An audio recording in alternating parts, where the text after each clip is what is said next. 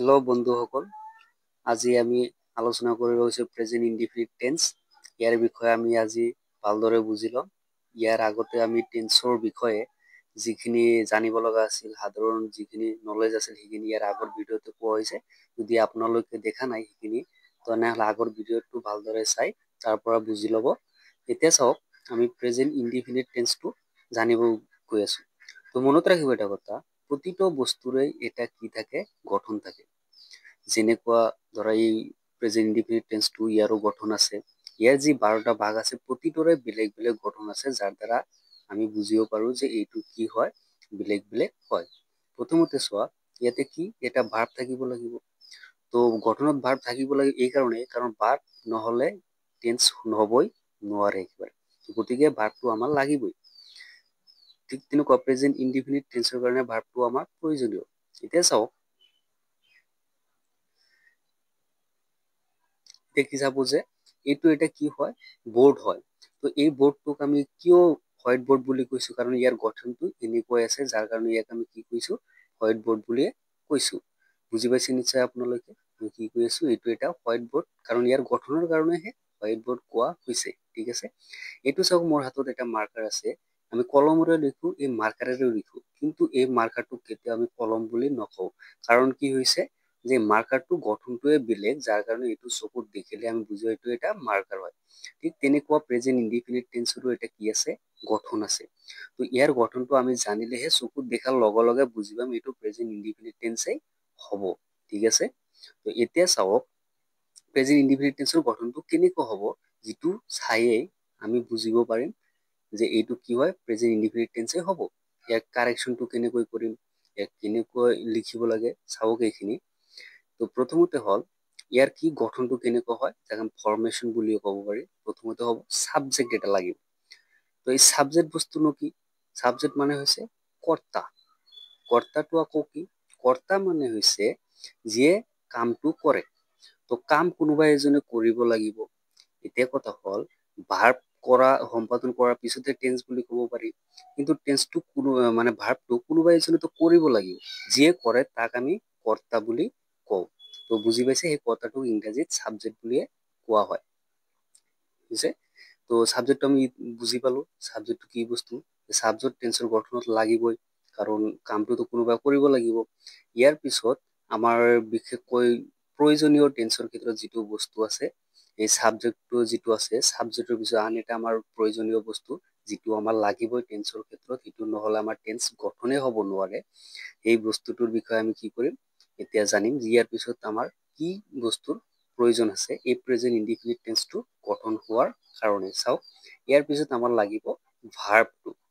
তো এতিয়া চাওক, ভাৰ্বটো নহ'লেতো আমাৰ টেন্সেই নহয়। এতিয়া ইয়াত যিটো ভাৰ্ব ব্যৱহাৰ হ'ব, এই ভাৰ্বটোৰো ভাগ আছে তিনিটাই। এইটো আপোনালোকে আগতে বুজি পাইছিলে চাগে, কিন্তু ইয়াত যিটো ভাৰ্ব আমি ব্যৱহাৰ কৰিম, এইটো হ'ব ভাৰ্ব ওৱান হ'ব। কাৰণ ভাৰ্বৰ তিনিটা ভাগ আছে, এই তিনিটাৰ মাজত আমাৰ ভাৰ্ব ওৱানটো কিয় ব্যৱহাৰ কৰা হয়, কাৰণ সেই তিনিটা ভাৰ্ব চাওক আগত, ভাৰ্ব ওৱান, ভাৰ্ব টু আৰু ভাৰ্ব থ্ৰী। ভাৰ্ব ওৱান মানে হৈছে প্ৰেজেন্ট ফৰ্ম, ভাৰ্ব টু মানে পাষ্ট ফৰ্ম, আৰু ভাৰ্ব থ্ৰী মানে পাষ্ট পাৰ্টিচিপল। ভাৰ্ব ওৱানটো প্ৰেজেন্ট টেন্সত ব্যৱহাৰ কৰা হয়, ভাৰ্ব টু পাষ্ট টেন্সত ব্যৱহাৰ কৰা হয়, ভাৰ্ব থ্ৰীটো পাৰফেক্ট টেন্সত ব্যৱহাৰ কৰা হয়।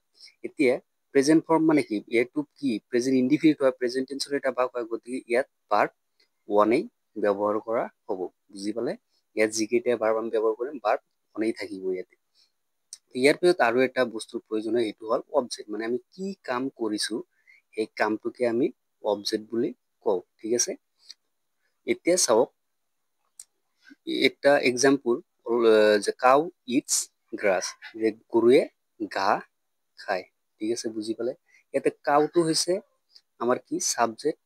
এই ছাবজেক্টটো চাওক, কাউটো, আৰু ইট হৈছে আমাৰ ভাৰ্ব, যিটো ভাৰ্ব কি আছে, অনত আছে। ঠিক আছে, মানে প্ৰেজেন্ট ফৰ্মত আছে, যিটো প্ৰেজেন্ট ইনডিফিনিট টেন্স হ'ব। আৰু কাউটো আমাৰ হৈছে কি, ছাবজেক্ট।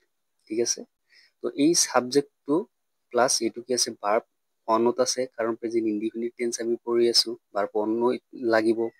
আৰু গ্ৰাছটো হৈছে আমাৰ অবজেক্ট, মানে কি কাম কৰি আছে বা কি কৰি আছে।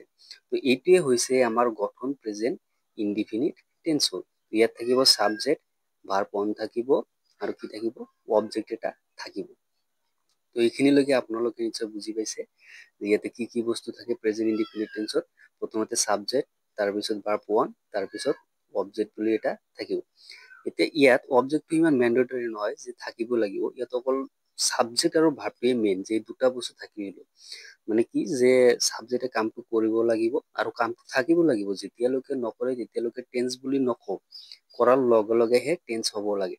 গতিকে ইয়াত অবজেক্টটো আমাৰ সিমান প্ৰয়োজনীয় নহয়, যে অবজেক্ট নাথাকিলে টেন্সে নহয়।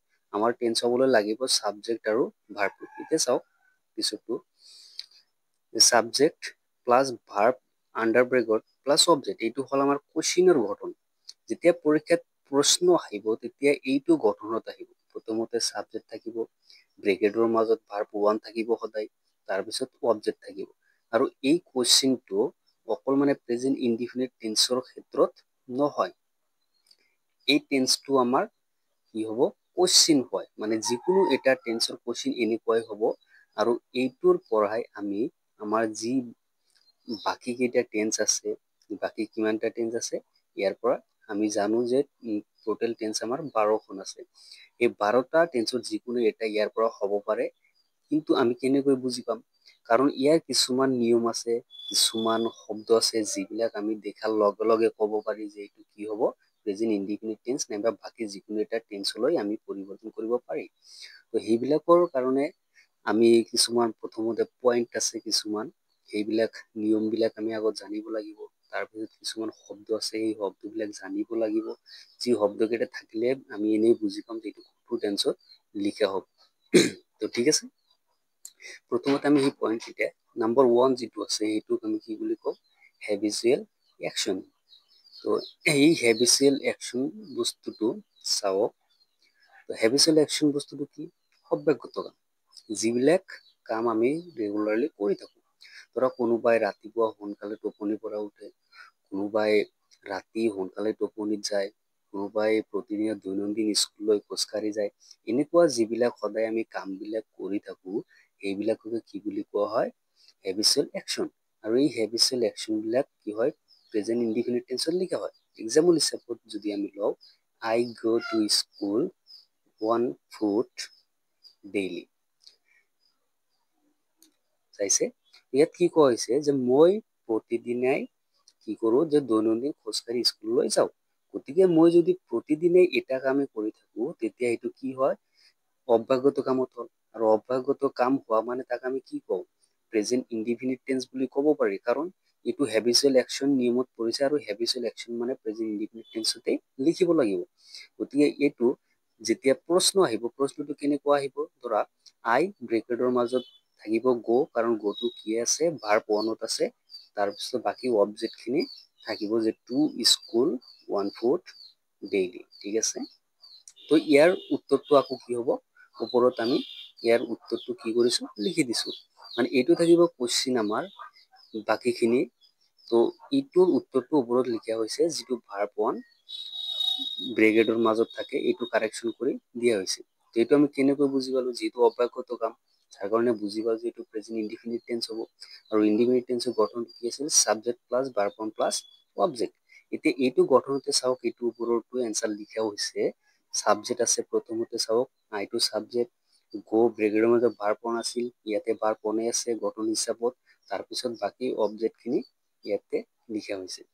এনেকৈ কি কৰা হৈছে এই টেন্সটো বা ভাৰ্বটো কাৰেকশ্যন কৰা হৈছে। বুজি পাইছে আপোনালোকে এতিয়া?